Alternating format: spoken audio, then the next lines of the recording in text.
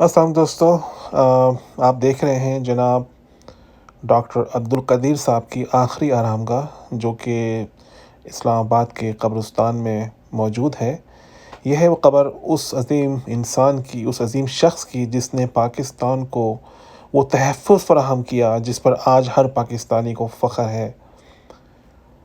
پاکستان تو قائد اعظم نے بنایا، لیکن اس پاکستان کو اللہ کے بعد جو تحفظ فراہم کیا، جو طاقت فراہم کی، جو ایک ایسا ڈیٹرنس فراہم کیا کہ جس سے دشمن جو ہے وہ ہر وقت خائف بھی رہتا ہے اور محتاط بھی رہتا ہے، یہ ہے اس شخص کی آخری آرامگاہ، جہاں پر نہ کوئی دبدبہ ہے، نہ کوئی طمطراق ہے۔ بانی پاکستان قائد اعظم کے بعد ڈاکٹر عبدالقدیر وہ شخصیت ہیں جنہیں محسن پاکستان کا خطاب دیا گیا۔ پہلے ان کے لیے فیصل مسجد کے احاطے میں ایک قبر کھودی گئی تھی۔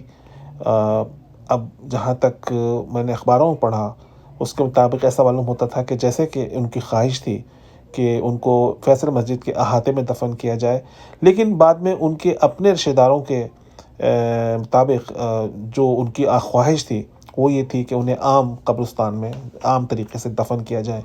یہ جگہ ان کے شایان نشان ہونی چاہیے تھی یہاں پر، کیونکہ قائد اعظم کے بعد جنہوں نے پاکستان بنایا، یہ وہ شخصیت ہیں جنہوں نے پاکستان کو تحفظ دیا، پاکستان کو محفوظ کیا، اپنی تمام زندگی دی، حتیٰ کہ انہوں نے پاکستان کی خاطر وہ گناہ بھی اپنے سر لیا جو انہوں نے کبھی کیا ہی نہیں، وہ الزام بھی اپنے سر لیا جو انہوں نے کبھی کیا ہی نہیں۔ اگر انہیں مال و دولت اور پیسے کی ضرورت تھی تو وہ کبھی بھی پاکستان لوٹ کر نہیں آتے، کبھی بھی 20,000 روپے کی نوکری نہیں کرتے، لیکن کچھ افراد کے یا کچھ اداروں کے شاید ایسے گناہوں کو اپنے سر پہ لے لیا کہ جس سے وہ پاکستان کو ایک بار پھر بچانے میں کامیاب ہو گئے۔ تو دوستو، یہ کہانی تھی جناب ڈاکٹر عبدالقدیر صاحب کی۔ یہ اسلام آباد H8 کا قبرستان ہے اور یہاں میرے والد محترم بھی دفن ہیں۔ خدا تمام مرحومین کے گناہ کبیرہ، گناہ صغیرہ محمد مصطفیٰ صلی اللہ علیہ وسلم اور پنجتن 5 کے صدقے میں معاف فرمائے، آمین۔